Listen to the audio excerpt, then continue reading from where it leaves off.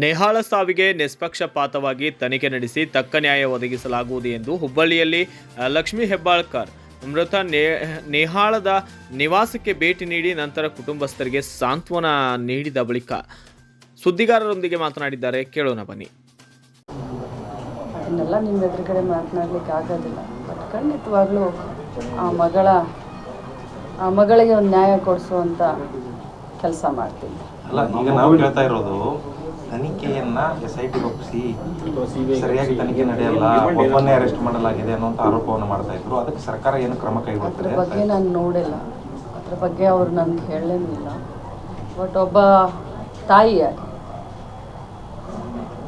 ಯಾವ ರೀತಿ ತನಿಖೆ ಆಗಬೇಕು, ನಿಷ್ಪಕ್ಷಪಾತವಾಗಿ ಫ್ರೀ ಹ್ಯಾಂಡ್ ಆಗಿ ಆ ರೀತಿ ತನಿಖೆಯನ್ನು ಖಂಡಿತವಾಗ್ಲೂ ಮಾಡಿ. ಯಾಕಂದರೆ ಪರಮೇಶ್ವರ್ ಅವರು ಇದೊಂದು ಆಕಸ್ಮಿಕ ಘಟನೆ ಅಂತ ಹೇಳಿದ್ದಕ್ಕೆ ಅವರ ಪೋಷಕರು ತೀವ್ರ ನೋವನ್ನು ವ್ಯಕ್ತಪಡಿಸಿದರು. CM ಹೇಳಿಕೆ ಕೂಡ ನಮ್ಗೆ ನೋವಾಗಿದೆ ಅಂತ ಹೇಳಿದರು. ಹೀಗಾಗಿ ತನಿಖೆಯ ಹಾದಿ ಯಾವ ರೀತಿ ಸಾಗ್ತದೆ ಅನ್ನುವಂಥದ್ದು ಅವರಿಗೆ ಸಂಶಯ ಇದೆ. ಯಾರಿಗೂ ಸಂಶಯ ಬೇಡ, ಅವ್ರಿಗೂ ಸಂಶಯ ಬೇಡ, ನಾಡಿನ ಜನರಿಗೆ ಯಾರಿಗೂ ಸಂಶಯ ಬೇಡ.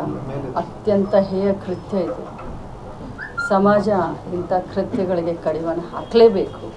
ಅತ್ಯಂತ ಕಠಿಣ ಶಬ್ದದಿಂದ ನಾನು ಇದನ್ನು ಖಂಡಿಸ್ತೀನಿ. ತನಿಖೆ ನಿಷ್ಪಕ್ಷಪಾತವಾಗಿ, ನಿಖರವಾಗಿ, ಫ್ರೀ ಹ್ಯಾಂಡ್ ಆಗಿ ತನಿಖೆ ಆಗುತ್ತೆ. ನಾನು ಅದನ್ನು ಅವ್ರಿಗೆ ಭರವಸೆ ಕೊಟ್ಟಿದ್ದೀನಿ. ನನ್ನ ಮೇಲೆ ಭರವಸೆ ಇದೆ ಅವ್ರಿಗೆ. ಖಂಡಿತವಾಗ್ಲೂ ನಾವು ನಿಲ್ತೀವಿ. ಘಟನೆಗಳು ಪದೇ ಪದೇ ಆಗ್ತಾ ಇದ್ದಾವೆ. ಇದು ಭಾಳ ಸೂಕ್ಷ್ಮ ಸಂದರ್ಭ ಇದೆ. ಬೇರೆ ವಿಚಾರಗಳ ಬಗ್ಗೆ ನಾನು ಮತ್ತೆ ಮಾತಾಡ್ತೀನಿ. ನಾನು ಒಂದೇ ಮಾತನ್ನು ಹೇಳ್ತೀನಿ. ನಾನು ಯಾವುದಾದ್ರೂ ಘಟನೆನ ಇದಕ್ಕೆ ಹೋಲಿಸಿದ್ರೆ ರಾಜಕಾರಣ ಆಗುತ್ತೆ. ಭಾಳ ಜವಾಬ್ದಾರಿಯಿಂದ ನಾನು ಈ ಸಂದರ್ಭದಲ್ಲಿ ನಾವು ಮಾತನಾಡಬೇಕಾಗತ್ತೆ. ರಾಜಕಾರಣ ಒಂದು ಕಡೆ ಇಡೋಣ. ಆ ಜೀವಕ್ಕೆ, ಹೋದ ಜೀವಕ್ಕೆ ನ್ಯಾಯ ದೊರಕಿಸಿಕೊಡ್ಬೇಕಾಗಿರೋದು ನಮ್ಮ ಕರ್ತವ್ಯ, ನನ್ನ ಆದ್ಯ ಕರ್ತವ್ಯ. ನಾನು ನಿಮ್ಮ ಸಹಕಾರ ಕೂಡ ನಾನು ಬಯಸ್ತೇನೆ. ಬ್ಯೂರೋ ರಿಪೋರ್ಟ್ ಸಂತೋಷ್ ಅರಳಿ, ಕನ್ನಡ ಜನಶ್ರೀ ನ್ಯೂಸ್, ಹುಬ್ಬಳ್ಳಿ.